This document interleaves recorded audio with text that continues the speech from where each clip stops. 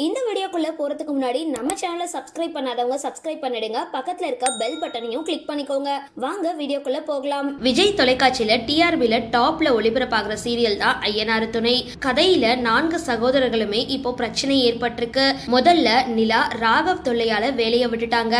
அதுக்கு அவங்க அழ, சோழனும் மனம் தாங்க முடியாம அழுத அப்புறம் சமாதானம் செய்யறாங்க. பாண்டி வானதி தாங்கிட்ட பேசாம பார்க்காம இருக்கிறதுனால தவிச்சிட்டு வராரு. ஐயனார் துணை சீரியலோட புது ப்ரோமோல பல்லவன் போலீசாரால கைதாகிறாரு. இப்படி அண்ணன் தம்பிகள் 4 பேருக்குமே ஏதோ ஒரு கஷ்டம் இருந்துட்டு வருது. சீரியல ரொம்பவே சீரியஸா இருக்க இப்போ ஐயனார் துணை சீரியல் சகோதரர்கள் ரசிகர்களை குஷிப்படுத்த ஒரு ஷோக்கு வந்திருக்காங்க.